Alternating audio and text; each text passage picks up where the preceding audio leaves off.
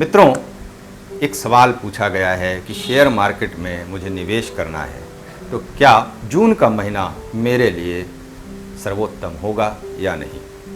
तो एक सवाल ये पूछा गया है और ये भी सवाल पूछा गया है कि फाइनेंस के लिए मुझे किस प्रकार से जून महीने में अपने जो मार्ग हैं उसको देखना चाहिए और किन रास्तों से हमें बचना चाहिए, यानी कौन सी डेट जो है वो हमें नुकसान दे सकती है, और यदि आप कोई बड़ा फैसला लेने जा रहे हैं तो किस दिन आपको वो फैसला लेना चाहिए या किस दिन अवॉइड करना चाहिए, इसकी भी हम यहाँ पर चर्चा करेंगे। और आज हम बात करने वाले हैं वृश्चिक राशिफल जून 2022। ये मंथली हॉरोस्कोप है, यहाँ पर एक महीने की बात करेंगे। और स्कॉर्पियो साइन जून 2022 का जो परिणाम है वो किस प्रकार से आपको मिलने वाला है, हम इसकी चर्चा करेंगे यहाँ पर। और 1 जून को बनने वाला जो प्लैनेटरी पोजीशन है उसकी एक चार्ट बना हुआ है यहाँ पर, तो किस प्रकार से इसकी जो मूवमेंट है प्लैनेट्स की वो किस प्रकार से आपको बदलते हुए परिवेश में बदलता हुआ परिणाम आपको देगी, तो इसकी हम यहाँ पर चर्चा करेंगे। और यहाँ पर विभिन्न डेट्स हमने लिख रखी है और इन डेट्स में क्या प्रभाव आप पर पड़ने वाला है, हम यहाँ पर इसकी भी चर्चा करेंगे। तो मित्रों नमस्कार, मैं सर्वेश केसरवानी आप सभी का इस वीडियो में स्वागत करता हूँ। अपने सभी गुरुओं को नमन करता हूँ और सभी सब्सक्राइबर का दिल से धन्यवाद करता हूँ। मित्रों, यदि आप अभी तक हमारे परिवार का हिस्सा नहीं बने हैं तो नीचे सब्सक्राइब का बटन है, उसे दबा करके आप हमारे परिवार का सदस्य जरूर बन जाएं। और मित्रों, यदि अपना जो सुझाव है वो हमें देना चाहते हैं या अपने सवाल पूछना चाहते हैं तो नीचे कमेंट का बॉक्स है, उसमें आप अपने कमेंट के माध्यम से अपने सवाल पूछ सकते हैं, अपने जो है सुझाव हमें दे सकते हैं। और मित्रों, वीडियो पसंद आए तो एक लाइक का बटन दबा करके अपनी प्रतिक्रिया हमें ज़रूर दें। तो मित्रों, हम आ जाते हैं वापस यहाँ पर। 1 तारीख को बनने वाली जो 1 जून को बनने वाला जो प्लैनेटरी पोजीशन है वो यहाँ पर है। अब इसके आधार पर यदि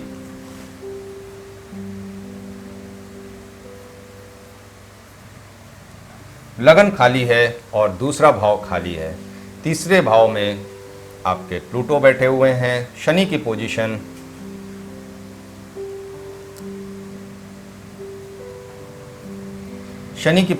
आपके चौथे भाव में है, नेपच्यून जुपिटर और मार्स की पोजीशन ये आपके 5वें भाव में है, राहु यूरेनस और वीनस की पोजीशन ये आपके 6ठे भाव में है, जबकि 7वें भाव में मरकरी और सन की पोजीशन है, मून की पोजीशन आपके 8वें भाव में है, 9वां भाव 10वां भाव 11वां भाव खाली है, 12वां भाव में आपके केतु की पोजीशन है।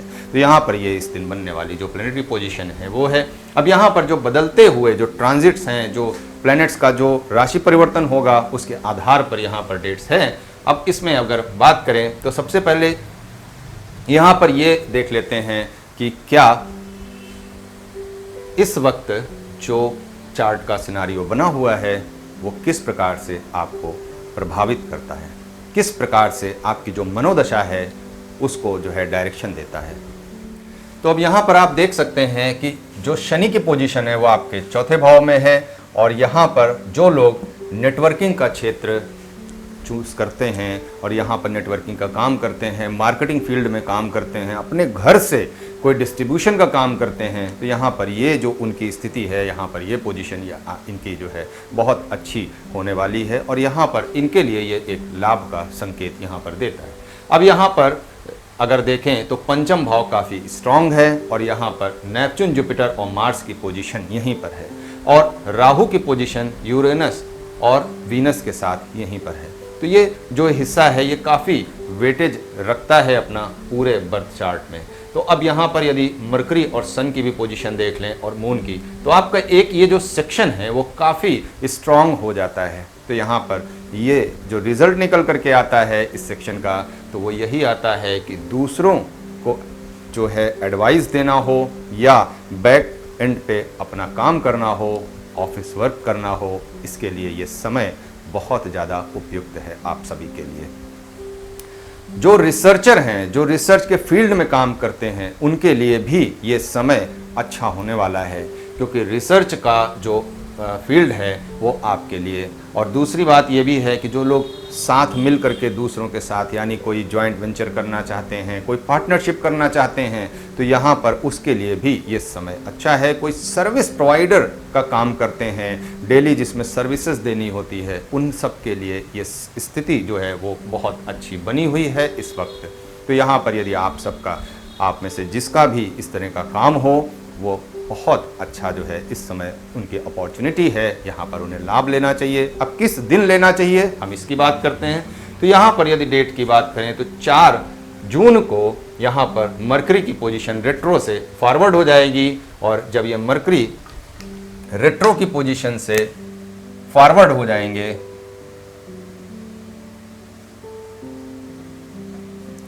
तो ये जो स्थिति बनेगी इनकी, ये काफ़ी महत्वपूर्ण हो जाएगी आप सभी के लिए, क्योंकि अष्टम भाव के स्वामी और एकादश भाव के स्वामी यानी 11th हाउस और 8th हाउस दोनों के जो लॉर्ड बनते हैं वो मरकरी ही होते हैं।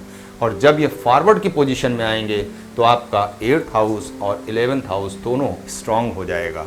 तो काफ़ी महत्वपूर्ण स्थिति यहाँ पर आपके लिए होने वाली है। और जून का महीना, जो लोग आप अगर इंश्योरेंस सेक्टर में काम करते हैं, बैंकिंग सेक्टर में काम करते हैं, या फिर मार्केटिंग लाइन में काम करते हैं, तो यहाँ पर ये सभी जो एरिया है वो काफ़ी वेटेज यहाँ पर उसका बढ़ने वाला है, और एक्सप्लोर करने की जो स्थिति है वो आपकी बढ़ने वाली है। अब यहाँ पर यदि मार्केटिंग क्षेत्र का काम करते हैं और मार्केटिंग में नए अपॉर्चुनिटी आप तलाश कर रहे हैं, तो यहाँ पर निश्चित तौर पर आपको नई अपॉर्चुनिटी मिलने वाली है। इस अपॉर्चुनिटी का आप सभी को लाभ लेना चाहिए। ये अपॉर्चुनिटी आपको बहुत ज़्यादा नए जो एरियाज़ हैं उसे एक्सप्लोर करने का मौका देती है, क्योंकि आपके 6ठे भाव में राहु है, और यहाँ पर राहु यदि हैं तो आपको शत्रुहंता योग यहाँ पर देते हैं, यानी आपके सामने कोई टिक पाए ऐसा मुश्किल है। अब आप जो है कुछ लोगों के जो है इस चार्ट में जो बर्थ चार्ट है उसमें स्थिति विपरीत हो सकती है, और विपरीत स्थिति होने का रीज़न सिर्फ यही होगा कि आपका अपना जो नेटल चार्ट है यानी बर्थ चार्ट है वो आपको सपोर्ट नहीं कर रही है। अब यदि आपको वो सपोर्ट नहीं कर रही है तो फिर इस वक्त जो बनने वाली अपॉर्चुनिटी है आप उससे वंचित रह सकते हैं। तो सभी जो ग्रह हैं 12 ग्रह, उसमें आपको कौन सा ग्रह सबसे ज़्यादा मदद कर रहा है आपकी अपनी जन्म कुंडली में, इसको ज़रूर देखें। और यदि इसको देखते हैं तो यहाँ पर आप इसको जो इस समय जो बनने वाली अपॉर्चुनिटी है उसमें भी आप लाभ ले सकते हैं। मित्रों, 6 तारीख को शनि की पोजीशन यहाँ पर रेट्रो हो जाएगी, और जब शनि की पोजीशन यहाँ पर रेट्रो हो जाएगी तो यहाँ पर आपके लिए जो लोग जो घर से अपना नेटवर्किंग का काम कर रहे थे और जो अपना डिस्ट्रीब्यूशन का काम कर रहे थे, उनके लिए थोड़ी सी स्थिति 6 जून को यहाँ पर परिवर्तित होते हुए नजर आएगी। तो 6 तारीख का जो समय है इसे आप जरूर ध्यान दें। काम में बहुत ज़्यादा परिवर्तन हो जाएगा ऐसा नहीं है, लेकिन उस दिन आपको जो है थोड़ा सा शांति और धैर्य के साथ आपको काम करना होगा। अपना जो सिस्टमेटिक तरीका है उस पर विचार करना होगा, क्या वास्तव में आप सही दिशा में हैं या आपने कोई गलती कर दी। तो इस पर आप विचार जरूर करें, और उसके बाद ये स्थिति इस दिन आपको जो है परिवर्तित होते हुए नजर आएगी। तो यहाँ पर बहुत बड़ा परिवर्तन नहीं होगा, लेकिन यहाँ पर जो परिवर्तन होगा उसे आप एडजस्ट कर सकें, उसे आप समझ सकें, इसलिए 6 जून को यहाँ पर आपको थोड़ा सा छुट्टी लेनी चाहिए, अपने एकांत में थोड़ा सा बैठ करके अपने काम पर विचार करना चाहिए। 11 और 12 तारीख की बात करें तो मून का जो ट्रांजिट है वो मून आपके केतु के साथ यहाँ पर आ जाएंगे, और जब केतु के साथ आ जाएंगे तो यहाँ पर आपका जो स्थिति बनेगी वो थोड़ा सा भय, यानी आपके अंदर थोड़ा सा डर जैसा फील हो सकता है। बैलेंस बनाने की यहाँ पर आप कोशिश करेंगे, और बैलेंस बनाने की जो कोशिश करेंगे तो यहाँ पर बैलेंस बनता हुआ भी नज़र आएगा, लेकिन यहाँ पर थोड़ा सा आपको एंजाइटी जैसा फील हो सकता है, थोड़ा फियर जैसा फील हो सकता है, लेकिन वो 2-3 दिन की बात होगी। यहाँ पर वो 2-3 दिन निकल जाएगा और उसके बाद फिर आप अच्छा महसूस करेंगे। लेकिन इन 2-3 दिनों में आपको जो बहुत बड़ा डिसीज़न लेना हो तो इसे थोड़ा सा अवॉइड कर दें तो ज़्यादा अच्छा होगा। ये समय होगा आपके अपने पूर्वजों को नमन करने का, ये समय होगा उन्हें प्रणाम करने का, उन्हें याद करने का। तो आप उन्हें याद ज़रूर कर सकते हैं। और यहाँ पर यदि 13 से 18 तारीख की बात की जाए, यानी 13 to 18 जून को राहु और वीनस की जो स्थिति है यहाँ पर ये काफ़ी क्लोज हो जाएगी। और यहाँ पर जब ये क्लोज हो जाएगी तो यदि आप सर्विस सेक्टर में कुछ नया अपॉर्चुनिटी तलाश रहे थे तो ये जो तारीख है इसे आप ज़रूर नोट कर लें। 11 और 12 तारीख को अवॉइड करना है, और जबकि 13 से 18 तारीख के बीच में कोई नई अपॉर्चुनिटी मिले तो उसे तुरंत ग्रैब कर लेना है, उसका आपको लाभ यहाँ पर जरूर मिलता हुआ दिखाई देगा। 16 तारीख को सूर्य का ट्रांजिट होगा, और सूर्य का ट्रांजिट जब होगा तो वो आपके अष्टम भाव में आएंगे और यहाँ पर मून के साथ, यानी जो आपकी जो स्थिति है वो अष्टम भाव में होगी और मून की पोजीशन आगे बढ़ जाएगी।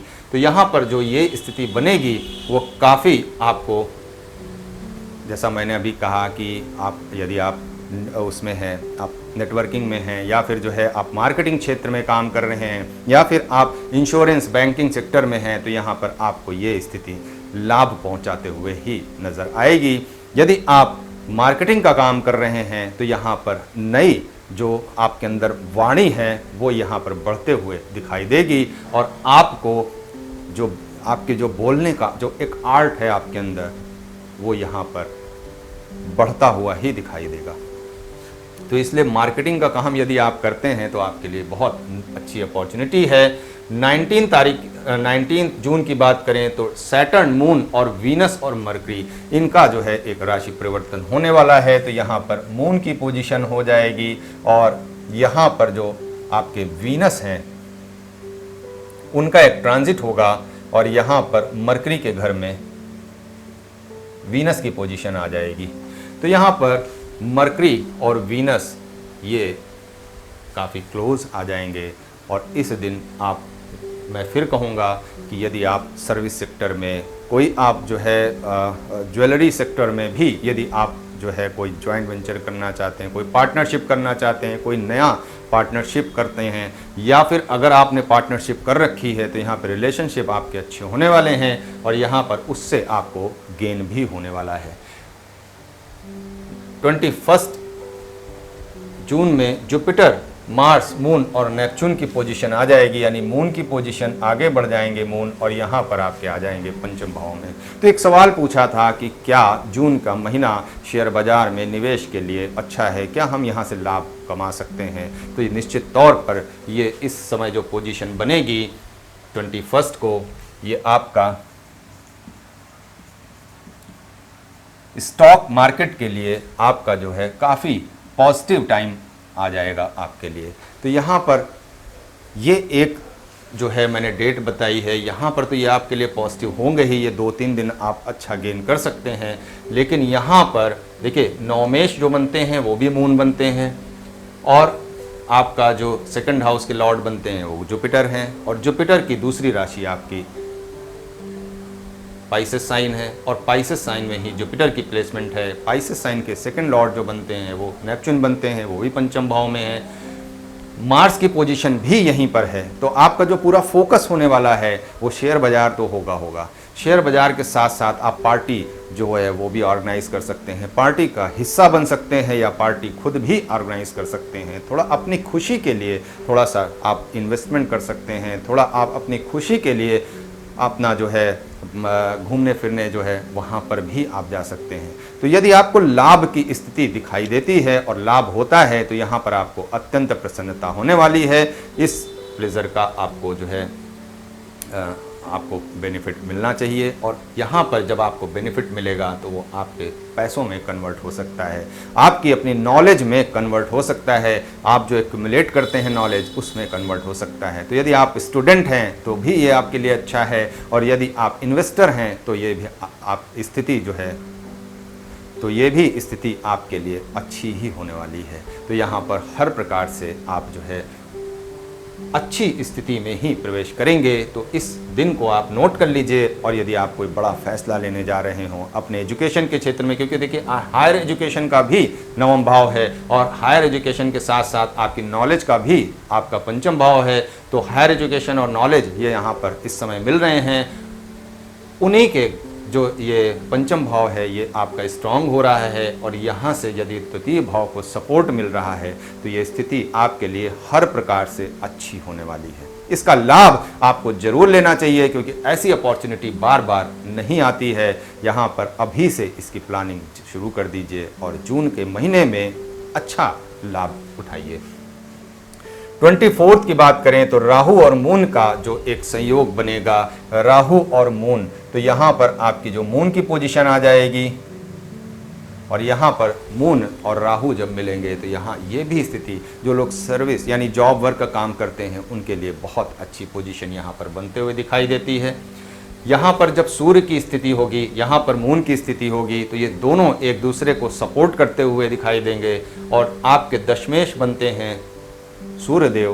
तो यहाँ पर आपको एक बात का जरूर ध्यान देना है कि सूर्य की नित्य आराधना जरूर करनी है, सूर्य को अर्घ दीजिए।